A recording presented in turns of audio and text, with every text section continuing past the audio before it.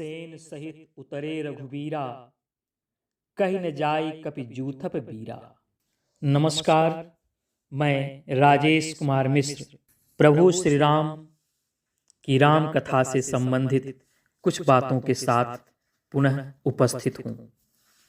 कोख से गोद, गोद से गुरु, गुरु से राष्ट्र, राष्ट्र से विराट की एक लंबी यात्रा जब व्यक्ति तय करता है तो सबके जीवन में, चाहे वो इतिहास पुरुष रहे हों, पौराणिक पुरुष रहे हों या वर्तमान व्यक्ति है, युद्ध उसके जीवन में रहा है। अटल जी ने लिखा था कि यमुना कहती कृष्ण कहाँ है, सरयू कहती राम कहाँ है, व्यथित गंडकी पूछ रही है चंद्रगुप्त बलधाम कहाँ है। अर्जुन का गांडीव किधर है, कहाँ भीम की गदा खो गई, किस कोने में पांचजन्य है, कहाँ भीष्म की शक्ति सो गई। युद्ध हर कालखंड में चलता रहा है।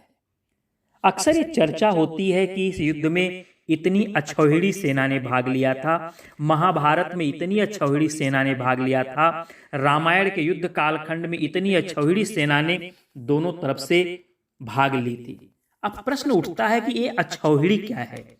आज हम आपसे चर्चा करेंगे कि अक्षौहिणी क्या है। अक्षौहिणी जो संख्या होती है, एक अक्षौहिणी सेना में 21,870 रथ होते हैं। चतुरंगिनी सेना 21,870 रथ, 21,870 हाथी, 65,610 अश्व घोड़ा और 1,09,350 पैदल होते हैं। रथ, हाथी, अश्व और पैदल सैनिक, ये चारों प्रकार के सैनिकों की इतनी संख्या होती है। अब ये अक्षौहिणी सेना बनती कैसे है? अक्षौहिणी की सबसे छोटी इकाई होती है पत्ती, और एक पत्ती में एक रथ, एक हाथी, 3 घोड़ा और 5 पैदल सैनिक होते हैं एक पत्ती में। 3 पत्ती मिलकर के एक सेना मुख बनता है। 3 सेना मुख एक गुल्म के बराबर होता है।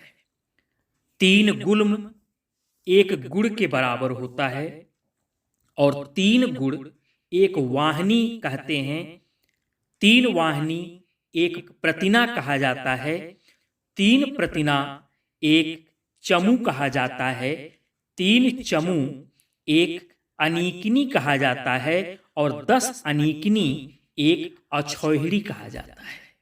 आप गणना करेंगे कि एक पत्ती में एक रथ, एक हाथी, 3 अश्व और 5 पदचर थे। उसमें जब इन सभी भागों से गुणा करते जाएंगे तो एक अक्षौहिणी में 21,870 रथ, 21,870 हाथी, 65,610 अश्व और 1,09,350 पदचर सैनिक शामिल हैं। नमस्कार, पुनः ऐसी ही कुछ बातों के साथ पुनः आपसे जुड़ेंगे। सबके राम, सब में राम। जय श्री राम।